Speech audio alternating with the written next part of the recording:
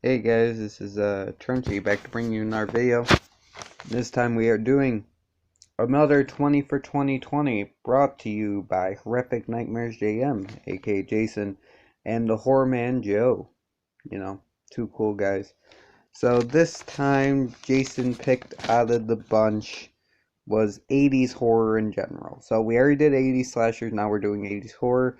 I decided to look at these. This might have some contradictions to my slasher list. One, because it's been a while and my opinion has changed. And two, I decided to look at all the films as films and not just. I tried to look at them not just what I would look for in a slasher, but what I would look for in a horror film in general. So some that might have been lower on the slasher list are higher, and you know. Um, but this has a bunch of different types of movies on it as well. Um, the only rules are no honorable mentions and only one per franchise. Reboots count as part of franchise. So, yeah, we're gonna hop into this here. I'm sorry I don't have the years, but number 20 is Gremlins. Gremlins is just a fun monster film.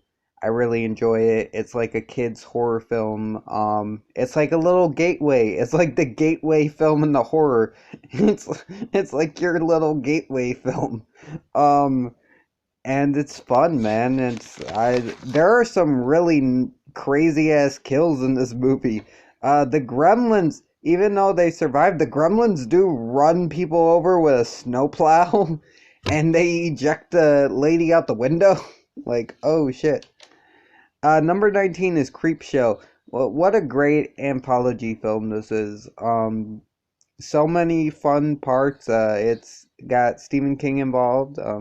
You got some great ass stories, some really cool monster themed ones like The Crate. And is The Crate the only real monster one? I think it is. But then you have some cool ones like the one with Stephen King plays Geordie. I forgot what it's called. The weed one. Father's Day. The one with Leslie Nielsen as the villain. They're all great. The bug one. All of these shorts are great. These segments, and they really make a really good, fun film. That's really creepy. So yeah, number 19 is Creepshow. Number 18 is Brain Damage. One of my favorite monster movies. I love Brain Damage, and I I just love Elmer. I love how unique this movie is. I love how he sucks the brains out of people's mouths. Um, I love how he gives people drug trips. I love the symbiotic nature of him. So yeah, number 18 is Brain Damage. Number 17 is The Blob. The Blob's just a fun little remake. I really enjoy it. I haven't seen the original, but I really enjoy this one. I love just how 80s it is. I love how it's not afraid to kill children. And I just think the Blob's a cool idea for a monster. So yeah, number 17 is the Blob. Number 16 is Predator. I really enjoy Predator. Um, I really like how it's like an action movie that turns into a slasher. The Predator is badass as hell, and the look of him is badass as hell. You got some great cast of characters here with Arnold and I think Carl Weathers, the guy that played Apollo Creed, that guy, and Rocky. He was in other films too, but he's probably most famous for Apollo Creed. And Jesse Ventura's in here. There's a couple other ones. There's a guy that looks a little like Rambo. He's very cool. Um, you got the other guy who like tells jokes.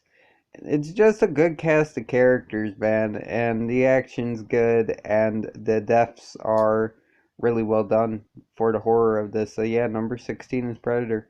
Number 15 is American Werewolf in London. Now I'm still going back and forth between this and The Howling, um, because I love both these films. But yeah, I went with American Werewolf in London on this because I think it has more emotion to it.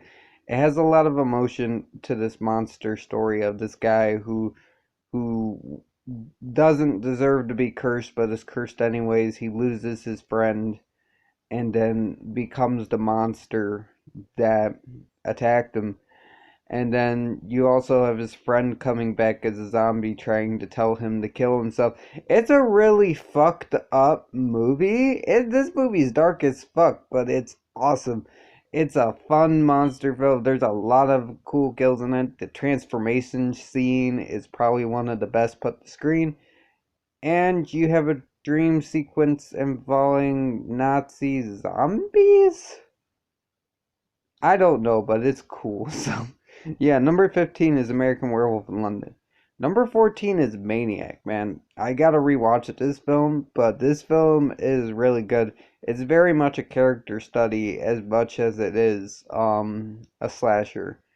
You got some really well done acting. Um the guy that plays the main killer, Joe Spinell, is great. And plus, you got not John, Tom Savini getting his head like blown off.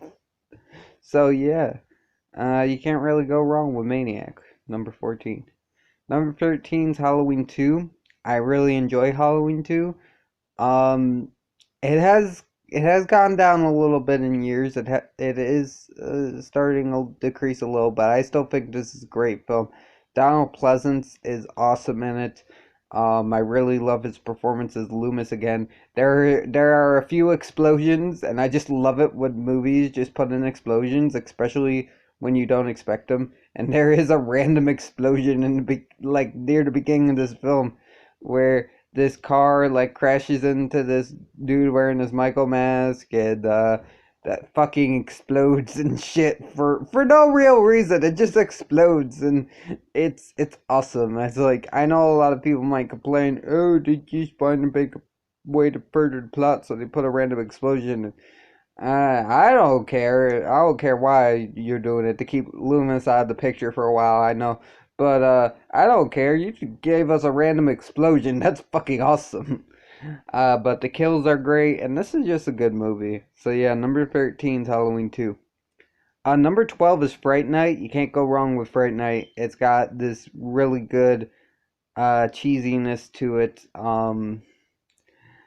You got great characters and Jerry Dandridge, the main kid, Evil Ed, just such memorable characters. I love how the vampires can change into wolves and all these other different type of stuff. This movie was just very well done, very fun film. I really enjoy Fright Night. So yeah, number 12 is Fright Night. Number 11 is Hellraiser. Now I do prefer the sequel, but I already gave the sequel some time, so I decided to give it to the first one.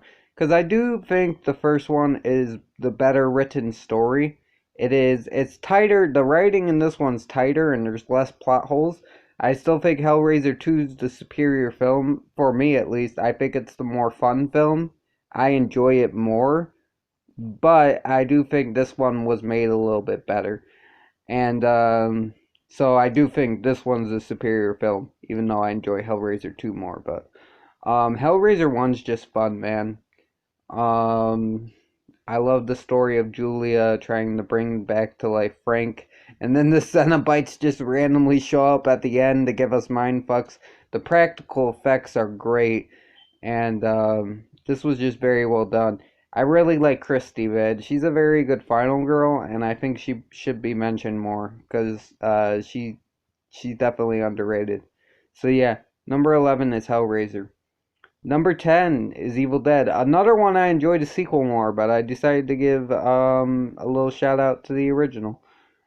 I love Evil Dead 1, man. It's very well shot. The cinematography here is amazing. Sam Raimi was like, let me show off my cinematography skills, motherfucker, and he did it here. The gore is on point. The characters are likable enough so that we care about when they die. The acting's good.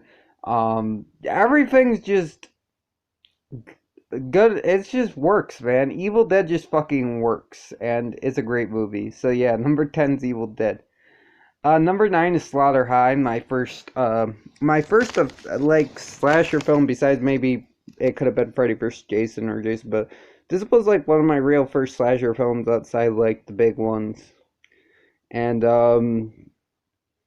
yeah, I really love this movie.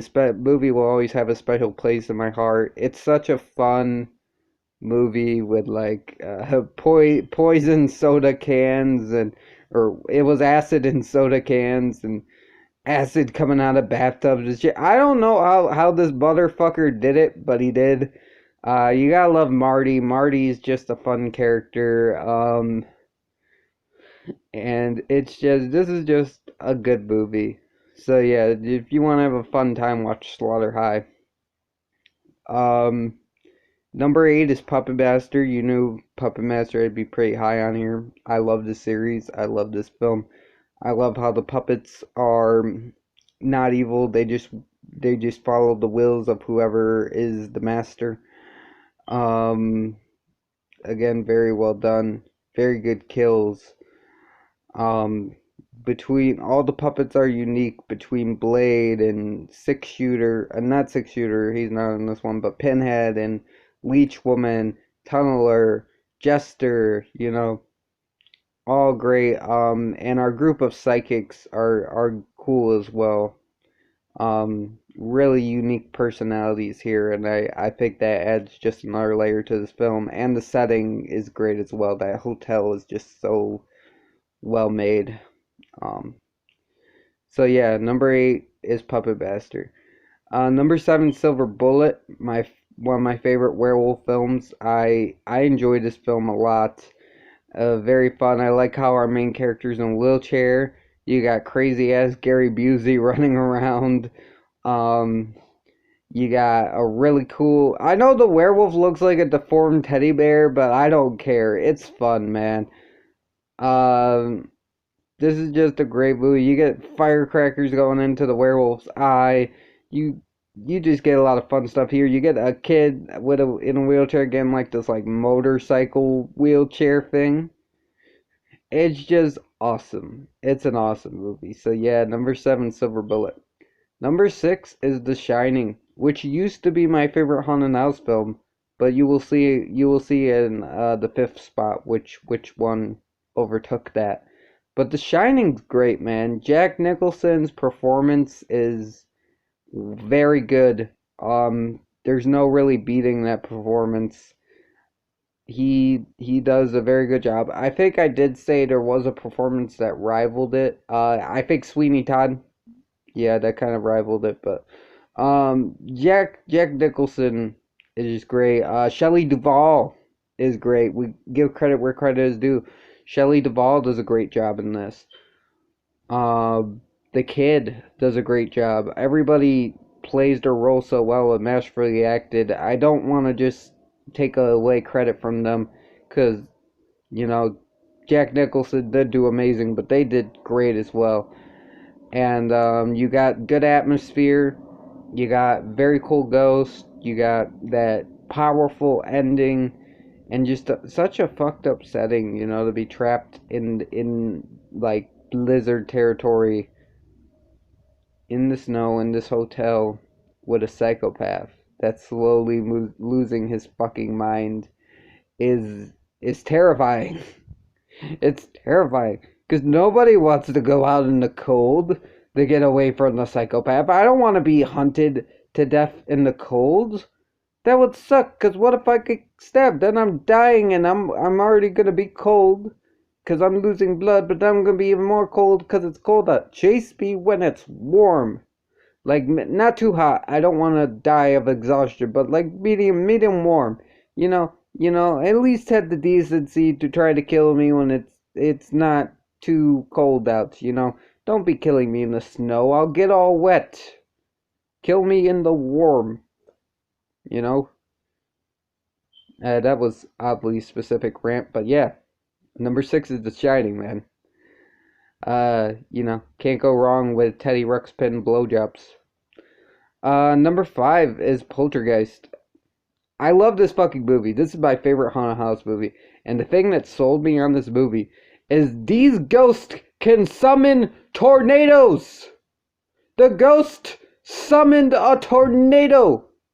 In what other movie do you see that? The ghost also brought a tree to life, created a portal to to the afterlife or some shit, had like giant ghost, like demons coming out and shit, brought skeletons out of the ground. These ghosts did a lot of fucking shit, man. They had the little Hulk on the pony flying around the room. You saw that scene. These ghosts were powerful as shit. They bringing trees to life. The trees are eating kids, and it's just something I had never seen before. This is very underrated. Nobody talks about this film, but these ghosts are doing some shit. Like, I can't believe nobody ever brings up that these ghosts summoned a tornado! They summoned a fucking tornado! Why does nobody bring that up? How the fuck are these ghosts summoning tornadoes? That's scary as shit! Like, bad enough you have to deal with your regular haunted house stuff. Oh, they're throwing knives and they're possessing people. Scary, but if these ghosts can summon a fucking tornado, a fucking thing of nature, no! No, fuck that shit. Fuck that shit, you know? Um, but yeah, I went on a tangent there. This is a great movie. Check out Poltergeist. You won't regret it.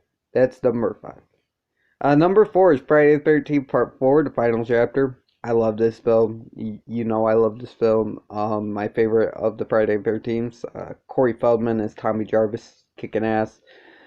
Jason doing some great kills here and just, going to town, man. So yeah, number 4 is Friday the 13th Part 4, the final chapter. Number 3 is A Nightmare on Elm Street 3, Dream Warriors. Now, this is weird because, Jason's still one of my favorite franchises, and Halloween, is like one of my top favorite films of all time. Is like, it's up there. The original Halloween's like maybe my 5th favorite horror film, or my 4th. But,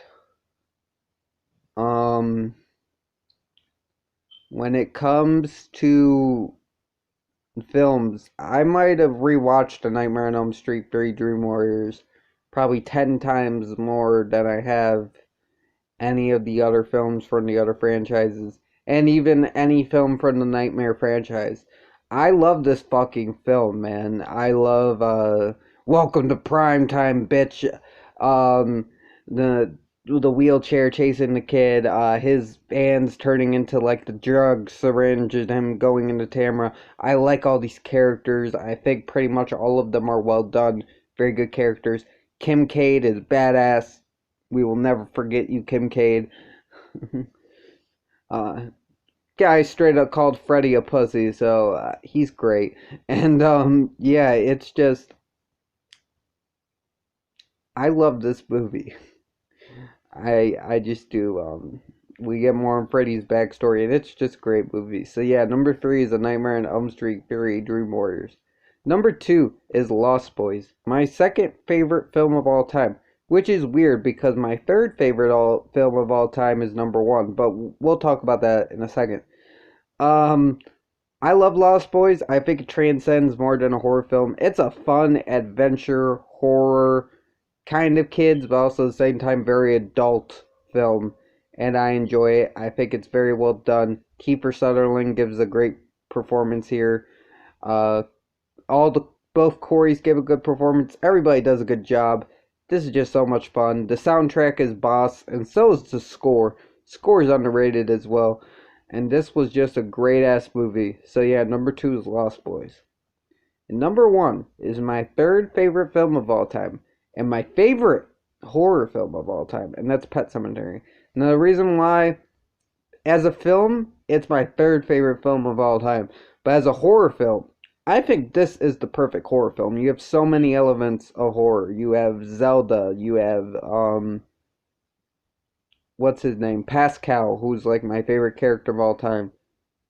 Baby Gage. You got so much going on here, and I love this film. Very good. very well made characters.